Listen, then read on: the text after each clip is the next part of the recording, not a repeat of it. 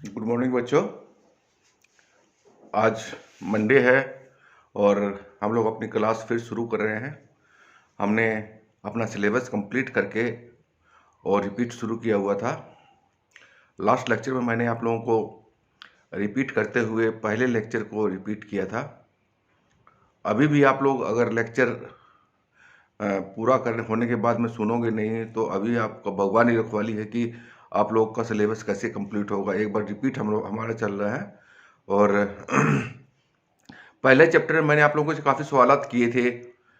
वो सवालात आप लोगों ने अच्छे जवाब दिए थे, तो फर्स्ट चैप्टर में तो मेरे को डाउट नहीं है कि आपको डाउट होगा या किसी प्रकार का कुछ होगा, क्योंकि आप लोगों ने सब कुछ जो मैंने पूछाया था, अक्षांश रेखाएं, देशांतर रेखाएं, भूमध्य रेखा और इनकी लोकेशन कैसे पता करते हैं, ये सब मैंने आप लोग को बताया था और आप लोगों ने अच्छे जवाब दिए थे। तो इसे मेरे को लगता है कि आप लोगों का पहला चैप्टर तो अच्छा तैयार है।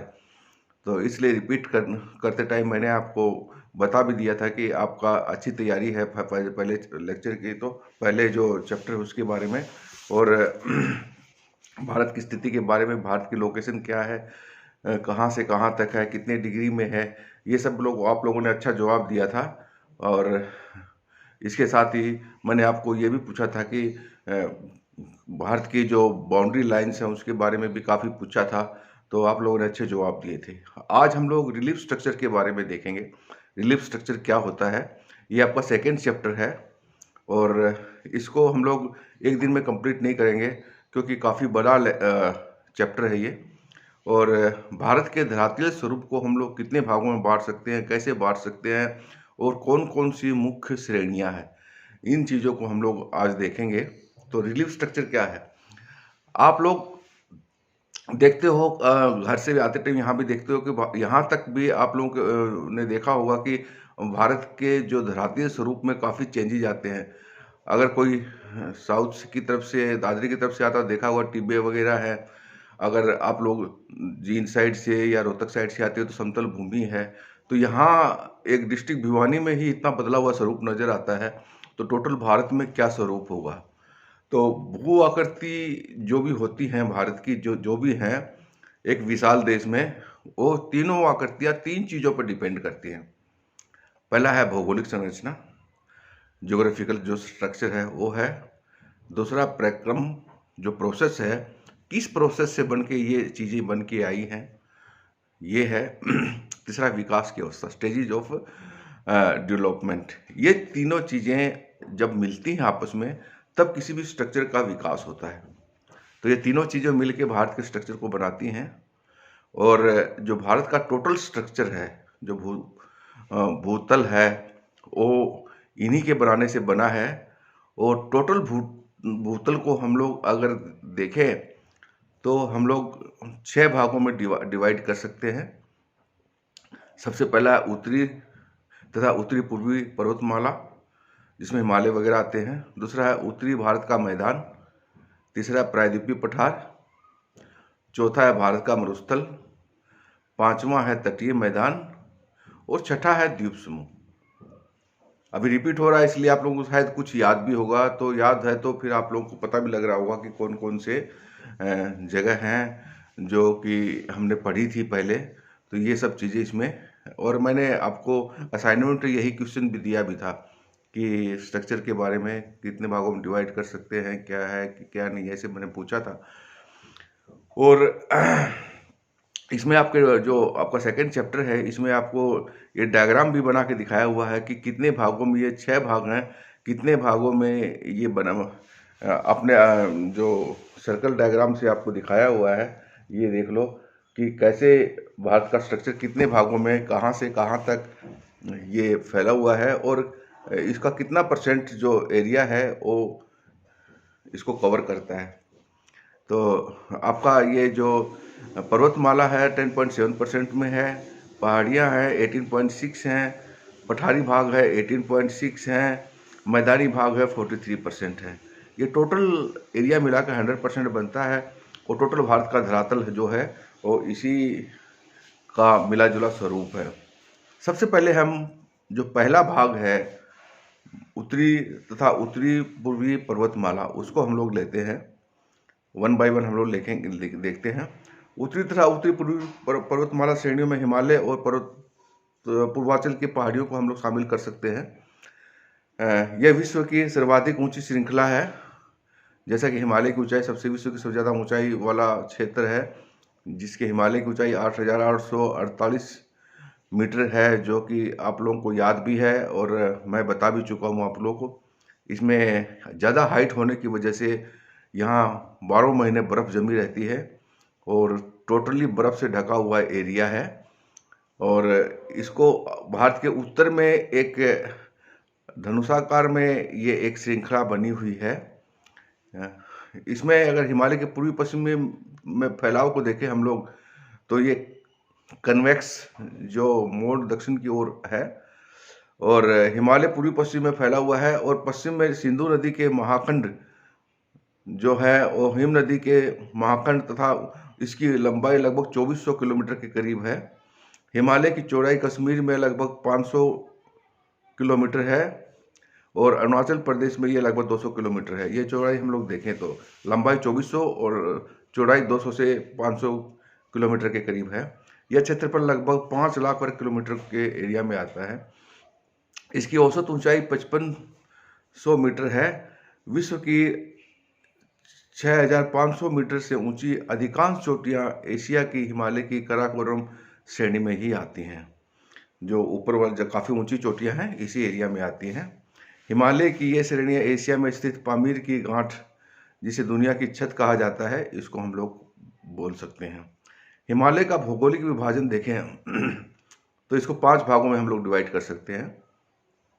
अगर हिमालय को देखें तो हिमालय 3 भागों में है, लेकिन टोटल एरिया को हम लोग देखें तो 5 भागों में डिवाइड कर सकते हैं। सबसे पहले है द ग्रेट हिमालय। ये इसकी जो सबसे ऊपर वाला एरिया है, ये इसकी लंबाई 2400 किलोमीटर है और उत्तर से दक्षिण तक की हिमालय की औसत चौड़ाई है जो 25 किलोमीटर है। इसे हिमाद्री भी कहते हैं। इस श्रेणी की औसत ऊंचाई 6000 मीटर से अधिक है। जो 6000 मीटर से ऊपर का एरिया है वो इस श्रेणी में आता है। पश्चिम में नागा पर्वत के रूप में इस दक्षिणी श्रेणी की ऊंचाई 8126 मीटर है। मध्य में एवरेस्ट के रूप में 8848 मीटर है। पूर्व में नामचा बरवा के रूप में 7756 मीटर है। इस श्रेणी में 100 से अधिक चोटियां 6000 मीटर से ऊंची हैं। 40 चोटियां 7500 मीटर से ऊंची हैं। एशिया की लगभग 7300 मीटर से ऊंची जो चोटियां ऊंची हैं वो 94 चोटियां इसी भाग में आती हैं। तो ये थे मुख्य डेटा आपके जो हिमालय के डेटा हैं उसके बारे में था। इसमें अगर हम चोटियां देखें तो एवरेस्ट की चोटी, कंचनजंगा, मकालू, धौलगिरी, मनासलू, योचू, नंगा पर्वत, अन्नपूर्णा, नंदा देवी, नामचा पर्वत, कामेत, गुरुला, मदाता, ये सब श्रेणियां हैं। इसका जो डायग्राम है, इस जो चार्ट है आपके उसमें दिया हुआ है। अच्छी श्रेणियां हैं, इनको आप लोग याद कर सकते हो। दूसरा जो भाग है हिमालय का, मध्य हिमालय, इसको हम लोग मध्य हिमालय भी कहते हैं। इसकी जो समांतर हिमालय के दक्षिण में यह समांतर लाइन के रूप में है और 80 से 100 किलोमीटर की चौड़ी है और 3500 से 5500 मीटर ऊंची पर्वत श्रेणियां इसमें पाई जाती हैं। ये इसमें आम जो मुख्य श्रेणियां हम लोग देखें, पर्वत श्रेणियां, तो धौलागिरी, पीर पंजाल, नाग, टिब्बा, महाभारत व मंसूरी श्रेणियां इसमें आती हैं। और इस श्रेणी में पीर पंजाल जो क्षेत्र है वो 3494 मीटर है। वह बनिहाल जो एरिया है 2832 मीटर है। ये 2 दर्रे इसके अंदर आते हैं। इसके अलावा जो उप हिमालय है, तीसरा जो हिमालय है, इसी श्रेणी में आता है। उप हिमालय को हम लोग देखें तो तीसरा भाग है, नीचे की तरफ हम लोग सरकते जाएंगे तो ये उप हिमालय है। इसको लघु हिमालय भी बोलते हैं। यह श्रेणियाँ 15 से 50 किलोमीटर की चौड़ाई में 1000 से 1500 मीटर ऊंची हैं। लघु और शिवालिक के बीच में कहीं कहीं विस्तृत घाटियां पाई जाती हैं, जिन्हें पश्चिम में दून भी कहा जाता है। चौथा जो हिमालय का पार्ट है उसको हम लोग ट्रांस हिमालय बोलते हैं। यह ट्रांस हिमालय जो है 960 किलोमीटर लंबी श्रेणी है। इसमें 4100 से 5700 मीटर की हाइट है। इसमें ऊंचाइयां हैं जो हैं मध्य में यह श्रेणी 225 मीटर पूर्व की ओर यह 40 किलोमीटर चौड़ी है। ये चौड़ाई आप लोग देख सकते हो। इसमें जो ये काराकोरम का दर्रा पर्वत श्रेणी वगैरह इसी में आती है। तिब्बत के पठार की बैकबोन इसे कहा जाता है। इसकी औसत ऊंचाई 6000 मीटर है। इस श्रेणी के मुख्य चोटी के गाडविन ऑस्टिन इसी में आती है, और हिंडन पीक, ब्रांड पीक, गसेरबरम वगैरह इसी एरिया में आते हैं। तो ये जो है लघु हिमालय है। एक हिमालय का पार्ट पूर्वांचल की ओर अरुणाचल प्रदेश, आसाम के तरफ रह जाता है। इसको हम लोग 5वें हिमालय का पार्ट कह सकते हैं। इसे पूर्वांचल हिमालय भी कहा जाता है। इसका मुख्य हिमालय के रूप में स्थित है, इसलिए इसे पूर्वांचल हिमालय भी कहते हैं। इस भाग को पूर्वी उच्च प्रदेश और अथवा पूर्वी पहाड़ियों तथा उत्तर पूर्वी हिमालय भी कहा जाता है। ब्रह्मपुत्र नदी द्वारा निर्मित दिहांग दर्रे को पार करने के बाद हिमालय की पर्वत श्रेणियाँ इस दिशा में मुड़ जाती हैं। जो ब्रह्मपुत्र नदी है उसके उस साइड में है, तो उसको वहाँ पर से ये मुड़ जाती है नदी को पार करने के बाद में। इस तरह ये हिमालय का 5वां भाग है, जो कि हमारे देश में पूर्वांचल की तरफ पाया जाता है। इसके अलावा हम लोग कुछ और देखें तो हिमालय के प्रादेशिक विभाजन को हम लोग देखें तो कश्मीर है, जो कि आपके उसमें दिया हुआ है। ये देखो आप, ये नदियाँ वगैरह और हिमालय के पार्ट्स हैं। इसी प्रकार ये कश्मीर का पार्ट है, ये आपका दिया हुआ है।